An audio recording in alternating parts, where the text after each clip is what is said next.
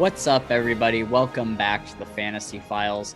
I'm Spencer, and today I'm going to have more of a kind of topical discussion with you guys, kind of a Dear Authors video about how important having a good cover artist and good audiobook narrator are for people who are deciding to buy your book, coming from purely a reader's perspective.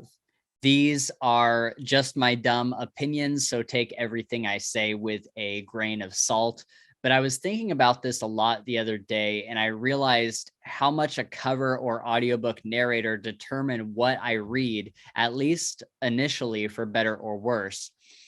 Be prepared for some hot takes, but please also just hear me out completely before leaving a nasty comment.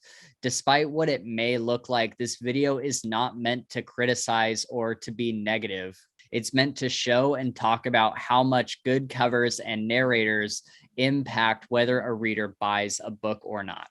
Before we get into it, if you enjoy this content, then please consider hitting those like and subscribe buttons down below. It really helps out our channel and lets us know that you guys are interested in more content from us. The more subscribers we get, the more often that we'll put out fun extra videos like this one. You can also follow us on Twitter at Files Fantasy or look up Fantasy Files Podcast in the search. So let's be honest, whether we like it or not, whether we admit it or not, we do judge books by their covers. The cover is the thing people are usually going to see first when they're looking through a bookshelf or an online catalog or scrolling through Audible trying to find their next read. The exception is when a friend recommends the book to them and speaks very highly of it. Usually the cover isn't going to deter them too much. However, sometimes it does. I cannot tell you how many friends I have recommended the Night Angel trilogy to who were like, oh yeah, I'll check it out. And then after seeing the cover, they were like, nah, it looks super YA. And unfortunately, this is just something people cannot get out of their mind once they see it. The covers for Night Angel do a huge disservice to the book's content because guess what? These are not YA novels. They are some of the darkest, most adult fantasy I've personally ever read. But once you get something like that in your head, there's just no going back. So it's super important to think about your cover like, what do I want this cover to say about my book? Another example is recently I read Empire of the Vampire by Jay Kristoff, but I put it off for a really long time because I thought it looked like some YA paranormal romance. On the cover, it looks like we have this tattooed Fabio type shirtless vampire with a sword over his shoulder. But that's not at all what this book is. And I was so surprised when I finally picked it up. On the flip side, here's some really good examples of well-done covers. When I first saw the cover of We Men of Ash and Shadow by H.L. Tinsley, I immediately knew I wanted to read it without knowing anything about the book. The cover sells the book on its own and gives you the vibe of what the book is about. Shadowy, kind of Victorian era gas lamps with a lone vigilante, and the title of the book is done in a very modern, cool way. All the lights from the nearby buildings have a really good contrast with the bleakness of the cover, and instantly you can get a feel for what the tone of this book will feel like. I guarantee the cover alone has sold a ton of copies of this book, and by the way, you should really read this book. Read We Men of Ash and Shadow. I have a spoiler-free video on our channel as well as an author interview that I will link down below in the description. Going to the somewhat lighter side of fantasy, we have Voice of War by Zach Argyle. This is a fantastic cover because you have this really cool roguish guy on the front with glowing eyes, and it immediately makes you ask questions. Who is the guy and why are his eyes glowing? Is this our main character? It is. And who is the woman and child beside him? They're standing on what looks like a road in a misty landscape. Where are they going and why are they on the road? The colors have a great contrast with really great artwork, and this is a cover that really stands out on a shelf, even next to other really great covers. Both of these covers tell you something about the book and also make you start asking questions. Also, as a side note, you should also read Voice of War. We don't have a video yet for it on the channel, but it is coming soon. And both of these covers are from self-published authors, by the way. And I'm finding more and more that a lot of the self-published authors are really nailing their covers, but also some aren't. And I'm not going to rag on any self-published authors' covers because they are literally my favorite people in the fantasy community. But I'll be honest, there are really, really great books that I never picked up because I thought the cover looked boring and plain or too abstract, and it was just too easy to overlook. By no means should you play it safe with your covers, do something fun and new. And I know a lot of the self-published authors may not have the bankroll to fund an expensive cover artist, but really like maybe consider saving up for it because it might just be the thing that determines whether your book will be a bestseller. I don't think that I'm in the minority on this one, but here's what I mean by plain boring covers. These editions of The Witcher, also these editions of Game of Thrones, and even this edition of one of my favorite series of all time, the Night Angel trilogy. Now, obviously, these are all very popular books, but I don't think we can deny that the covers are a little boring and simply don't tell us anything about the book itself or engage our imagination. These books already have a reputation and they sell really well for completely different reasons than their cover. So they don't really need to have good covers necessarily. But for a self-published or new author, a cover like this isn't doing anything to help sell your book. Also, here are some honorable mentions for some of my favorite covers. Let's talk about narrators now. We've all heard the saying, a good narrator can make a bad book great, but a bad narrator can make a great book bad. And this is so true. I have literally experienced this firsthand.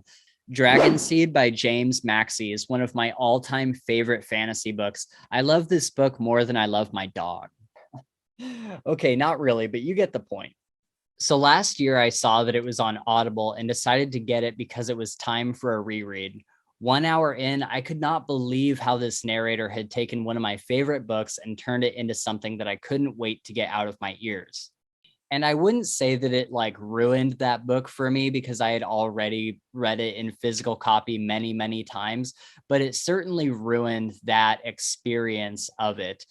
And it's really, really hard to recommend the audiobook for it. And with some people only listening to audiobooks, it narrows the amount of people who are going to have it recommended to them. My dog doesn't want to get down.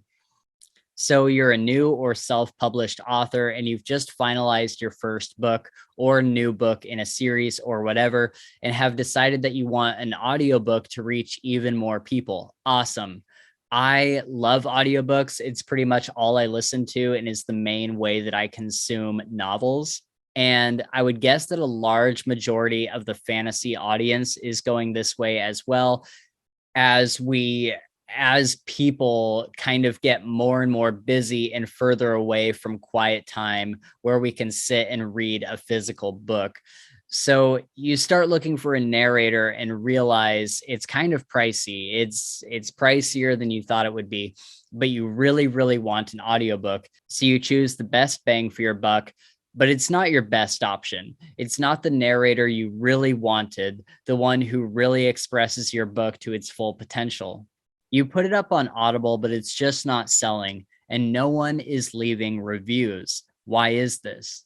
Because people are listening to the sample and deciding that they don't want to spend 20 plus hours with this person's voice in their head, just like I DNF'd one of my favorite books because of the same problem. People just aren't going to want to do that for a book they have no connection to already. Now, again, I'm not a publisher. I'm not an author. I'm just a reader who is giving his opinion, having no idea how truly difficult it is to get a book out there, let alone pay for all the things that come along with it. I'm not the one who has to pay the bill for the narrator or the cover artist, and I understand that that is a choice the author makes based on many factors that are way outside of anything I think about on a daily basis. However, what I would suggest as a reader is maybe don't be so quick to pick up the first narrator that sounds just okay. Even if it means your audiobook won't be out day one, that's fine. I would suggest saving up some more money and getting a narrator that is really going to make your book shine, because that is going to sell so many more copies when people are listening to the sample on Audible. I can certainly overlook a bad cover if I know the story is good, but every time I get a book on Audible, I listen to the sample several times to see if this is something that I want to hear for an entire book. And when I have 3 or 4 options with a story that interests me equally, I always pick the one with the best narrator. Last year, a book that was in my top 3 for the year moved up to my #1 spot, in large part to the experience the narrator gave me. Not only that, but this will probably be a narrator that will be with you for your whole series, unless you want to awkwardly switch narrators once you start making really good money, which is almost never done.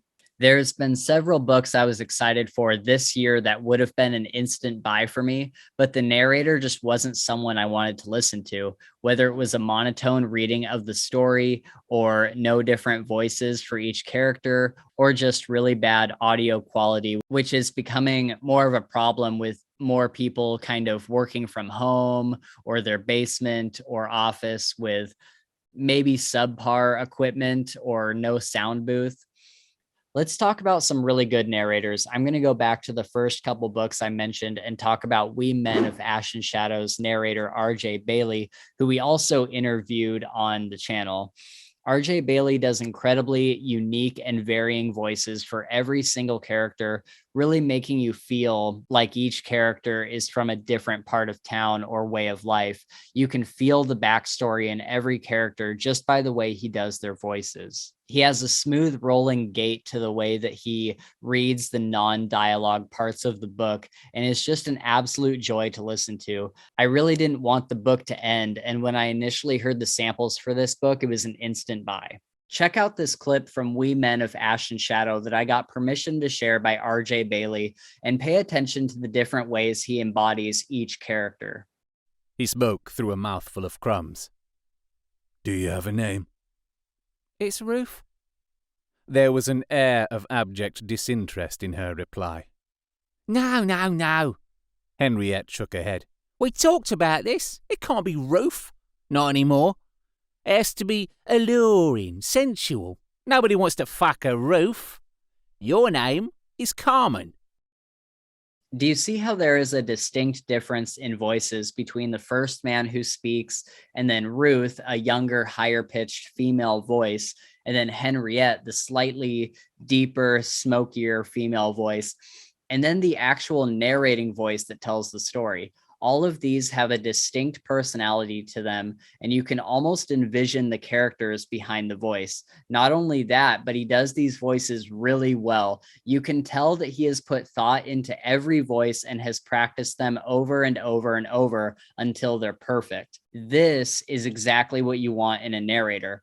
RJ Bayley and Nick Podell create some of the most immersive experiences I've ever had in an audiobook, and it's one of the things that took We Men of Ash and Shadow from my top 5 list of 2021 to the #1 spot in my rankings. Having a good narrator really matters.